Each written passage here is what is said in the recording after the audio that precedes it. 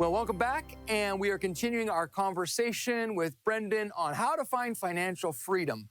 Okay, I got a really good question for you. There's a new trend right now on TV. There's all kinds of commercials about these new investment apps that you can do your own thing. Tell us a little bit about those, what we should be thinking about them. Should we be worried about them, concerned? What are your thoughts on those? Well, let me back it up a little bit to how Christians, Protestants in particular, tend to think. We tend to figure that because we talk directly to God, that whatever we and God work out together is going to be just fine. We don't, I think, spend enough time thinking horizontally, thinking about our relation to other people, because our relation to other people and our relationship to God are very much interconnected. Right. So then if you look at an app, if what you and God work out together may or may not be the right thing because you haven't got inputs from other people, what you and the app work out, I'm not sure that's going to do the trick for most people, particularly people that are new at investing. Right. Having a trusted person that you can talk to, having a human being off which you can, even if you're a successful investor, being able to talk to another person about your ideas and seeing whether they, for want of a better term, pass the smell test, is probably better for most people, particularly if they're starting out investing for the first time. Well, I think that's brilliant. I'm a firm believer that if you need help, get it any way that you can. And so you still see asking investment advisors as a really solid move for people who are maybe trying to figure it out. Like, what should I be doing? Like, maybe they're thinking about retirement. Maybe they're thinking about an inheritance. Maybe they're thinking about their will, all those kinds of things. What do you think about that? Well, to a degree, I'm talking my own position in that this is what I do for a living. Right. But whether it's making a will or getting dentistry, one should really talk to someone who's done very, very many of these. And when it comes to figuring out investments, what's really important is if you have a good way of going about it, even if you're an expert, having somebody to help you stay consistent with the methodology that's worked in the past. Let's say that you invest, and this is particularly for novices, is a great way to start. Invest in companies that you know something about. Because where you make outsized returns in investing is where you know more than the market as a whole. And if there's a company whose product you like, start by investing in that. It's a concept that Peter Lynch of Fidelity talked about 40 years ago. I think it still holds true today. So, but having someone that's you can talk to that's going to help you keep your ideas consistent with what's worked in the past is not a bad suggestion, even for the most expert investor. Okay, let's talk about the future. Okay, as you look into the future with all your experience and expertise and talking about, being good and wise with your finances and investing You're in making me sound old, Bill. Well, no, you're not, because I'm sure I'm older than you are. So, and I don't consider myself old.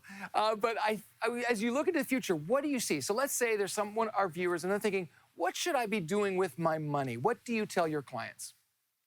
Well, I think they should do a few things that I've talked about already. Invest in companies that inspire them.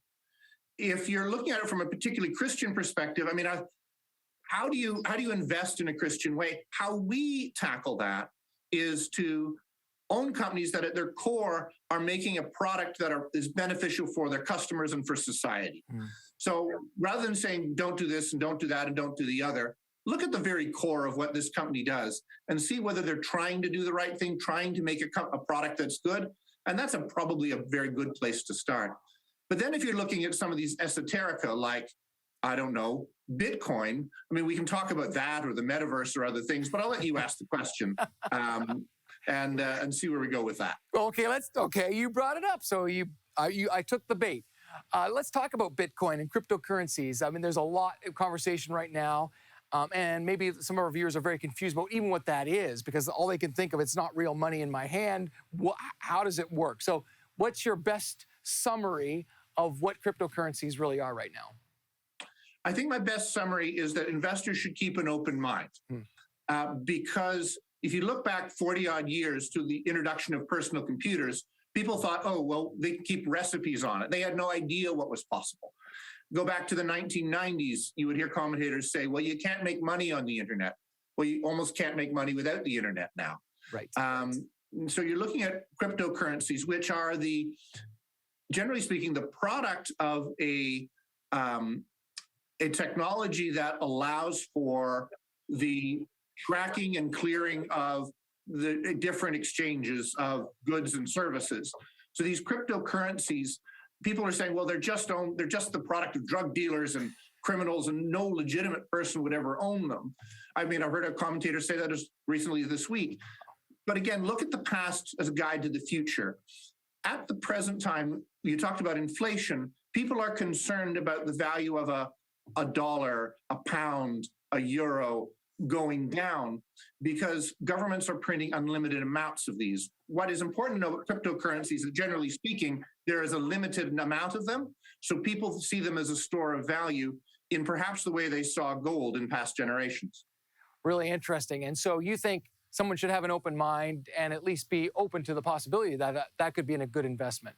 Yes. So a way of looking at that is maybe you don't want to buy Bitcoin at 100 times where it was trading just a few years ago, but there are companies that use cryptocurrencies or facilitate the ability to trade in them, or the underlying technology of cryptocurrencies is called blockchain, which is a much more transparent and disintermediated way, a way of getting rid of the middleman for a lot of transactions. And you may see blockchain-based transactions over the next decade or two become the predominant way that financial transactions take place. So blockchain-oriented companies may be a good investment for, but I think it's worth keeping an open mind, because as soon as we're fixed in, you can only use computers for recipes, then we might actually end up missing the future until it's past us. Right. Well, thank you for those insights. That's super helpful. I think you gave a lot of information, and what I'm taking away from it is, if you are confused, don't be afraid, but get some advice, get some help, and if we invest in the right thing, the why, of course, is we want to invest in the future, in the kingdom. And so thank you so much for your time. Really appreciate it, Brendan. Have an amazing day. Bill, thank you very much. Happy New Year.